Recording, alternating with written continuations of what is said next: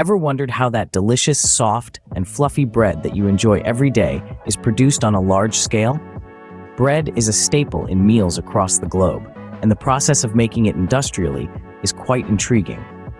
Well, it's a fascinating journey from simple ingredients to the final product. Let's dive into it.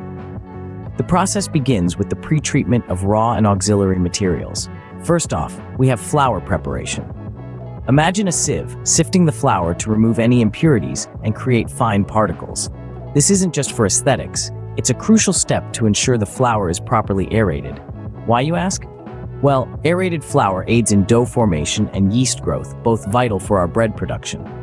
Next up, we mix our ingredients. Picture a symphony of flour, yeast, water, oil, vinegar, sugar, salt, and other additives all coming together.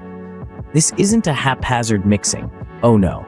The goal is to achieve a uniform distribution of these ingredients.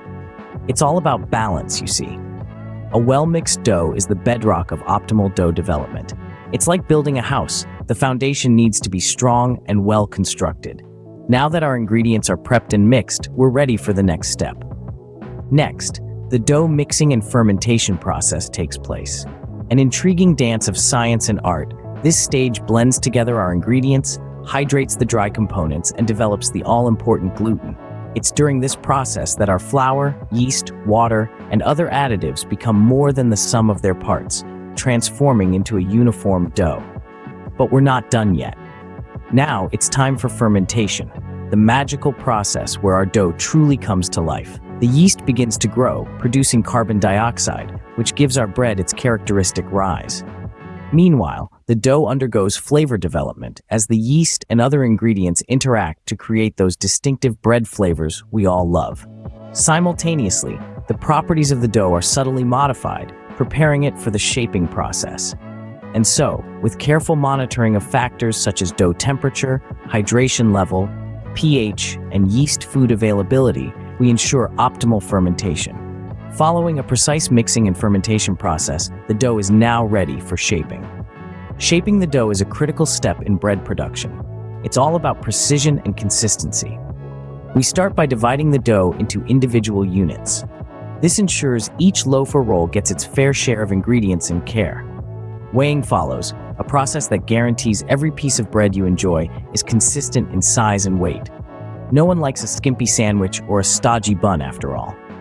Next, we shape the dough into round or oval forms, a process we call rounding. This is the first step in giving our bread its distinctive look.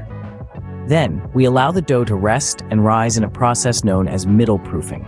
This gives the dough time to develop its texture and flavor. The dough is then formed into its final shape, whether that's a lofty baguette, a sturdy loaf, or a petite roll. Finally, the shaped dough pieces are loaded into trays, ready for their transformation in the oven. Once shaped, the dough is ready for the transformational stage of baking.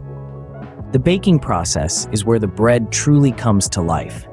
This is where the magic happens, where the proofed dough is transformed into a bread with a loose structure, enhanced digestibility, and a tantalizing aroma that makes your mouth water. The bread is baked in an oven set at just the right temperature, usually a closely guarded secret of the bakery. The baking time is typically around 20 minutes, but this can vary depending on the size and type of bread. The heat of the oven triggers a series of chemical reactions that cause the dough to rise, the crust to brown, and the bread to take on its characteristic flavor and texture. Once the bread is baked to perfection, it's not quite ready for consumption. It needs to cool down. Cooling is an essential step in the bread-making process. It helps the bread to maintain its shape and structure. If the bread is packaged while it's still hot, it can sweat, leading to a soggy crust and an increased risk of mold development.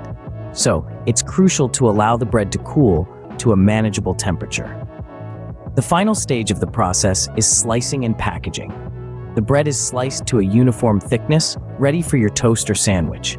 It's then packaged for distribution. This could be in plastic bags for supermarkets, in paper bags for artisan bakeries, or even in bulk for food service companies. And there you have it, a behind-the-scenes look at the industrial bread production process, from raw ingredients